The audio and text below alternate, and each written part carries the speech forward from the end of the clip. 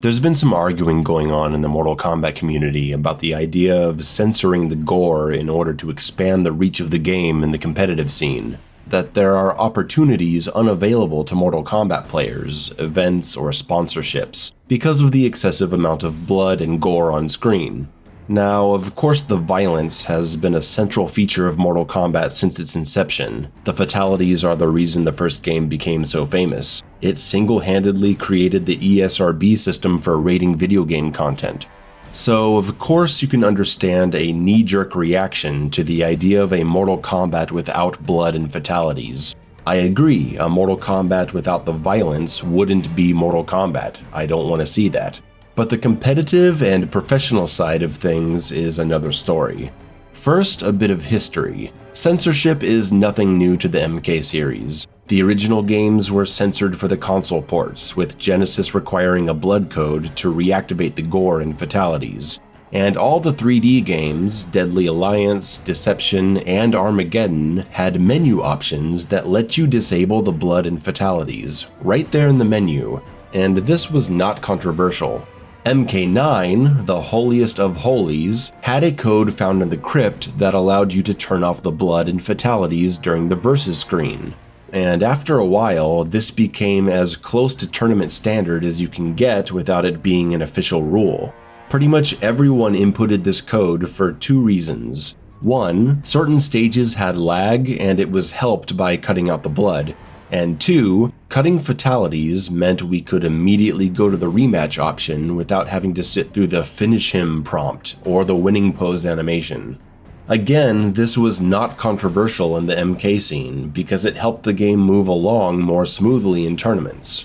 And after a few months, we had all grown tired of fatalities anyway, so pretty much no one cared.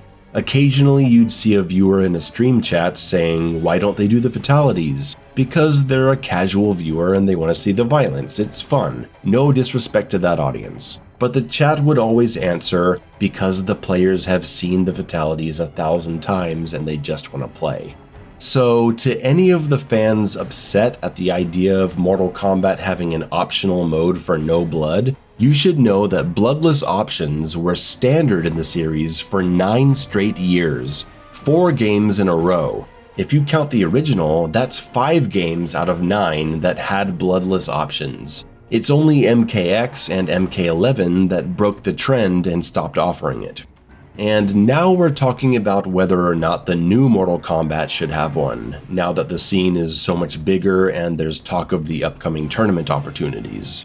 I've been looking at the arguments for turning off the blood, I have watched several YouTube videos discussing the issue, and while I am personally in favor of this option, I find that people tend to focus on convincing the wrong people. They're talking to the fans that are in opposition, instead of making the case to the developers. There's a lot of talk about justified complaints about how YouTube tends to demonetize MK11 videos due to their gore, mainly the crushing blows, fatal blows, and of course fatalities. Crushing blows and fatal blows happen basically every match, so videos get flagged left and right.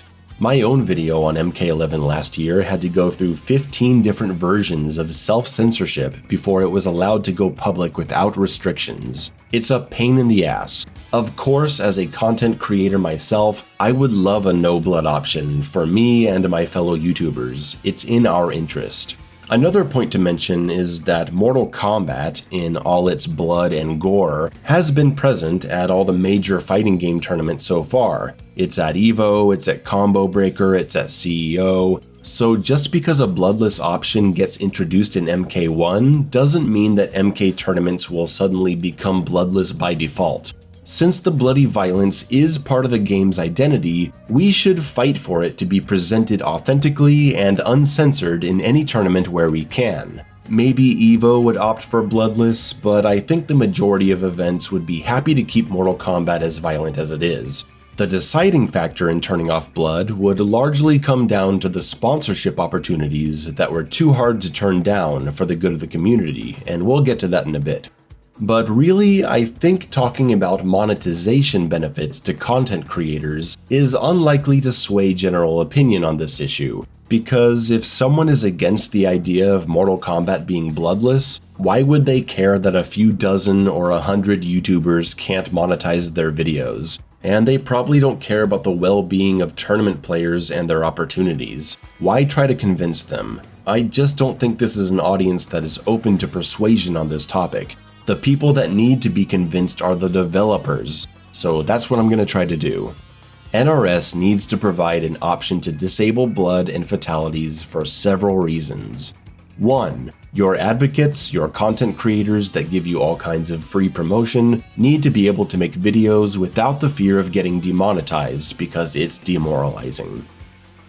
And this is a big one. The gore has gotten so extreme that it can seriously be off-putting. There's a big difference between a blurry, pixelated, digitized actor from 1993 punching someone's head off, or a goofy-looking 3D character from 1997 ripping someone in half as red jelly shoots out of a janky-looking polygon torso, and someone ripping out and devouring intestines in realistic HD graphics with the camera zooming into all the gory details. If the stuff seen in modern Mortal Kombat games were in a movie, it would be banned from a theatrical release. Yet we have it in our video games. The fatalities have gotten so brutal, so disgusting, that some fans who used to find the gore fun are now turned off by how explicit and indulgent the violence has become. I'm not about to start calling them fake fans just because the gore has gotten to a point where they're uncomfortable or deeply bothered by it. Everyone has their limits. There's a big difference between the gore of Evil Dead 2 and the Human Centipede 2. Don't watch the Human Centipede 2, it's the only movie I wish I could unsee.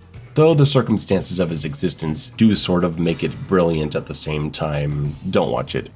I'm not arguing against the fatalities of now, I think they're fun and comedic most of the time, but I tend to prefer brutalities because they're so much quicker and impactful. The camera stays back like it did in the arcade classic trilogy, and they're less exploitational and sickening for the most part.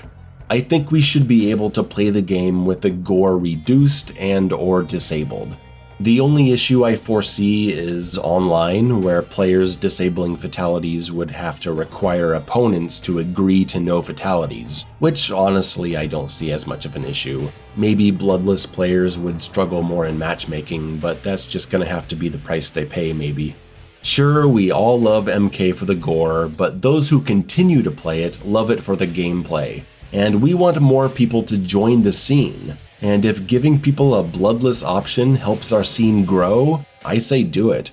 And my last point, sponsorship opportunities to keep the game's competitive scene alive. We can easily enjoy the first year of MK1 with all the gore and fatalities, because we'll have the numbers, we'll have the Warner Brothers financial support, but in the second, third, fourth year of the game, the publisher support dries up. It happens every cycle. We have to find our own opportunities. If agreeing to run the game bloodless allows us to offer larger rewards to tournament winners, which increases turnout, isn't that a fine situation to accept? If bloodless Mortal Kombat allows us to enter or even create events with new sponsors so we can keep the scene healthy, isn't that a good thing? Injustice had some event opportunities that MK could never get because of the violence factor. The E-League in 2017 had a $250,000 prize pool featuring global competition, and it was broadcast on national television. I want to see that for MK, and if it means no guts on screen, then I'm all for it. There are potential sponsors that haven't worked with MK because of its violent content. What if we could get something like Red Bull Kumite that was held this year in South Africa? $50,000 prize pool, no money from Capcom put up. Could implementing a no blood option open us up to those kinds of events with sponsors? I don't know, but I think it's worth a try. When we look at other scenes like Street Fighter or Tekken, they always know what they're looking forward to. They have their own pro tours, it's like an established system. As an MK player, we don't know what to expect beyond the first year. I want that to change.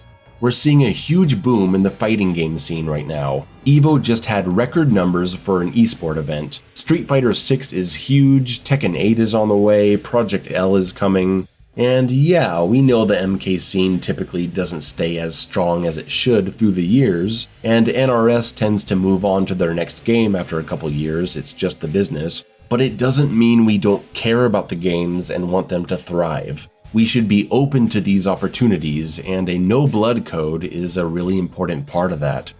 Anyways, that's the case for a no blood option in Mortal Kombat 1. If by any chance someone from NRS hears this, thanks for listening, and please consider this. Even if the game can't launch with it, having an addition later on would be wonderful. Thanks for watching, everyone.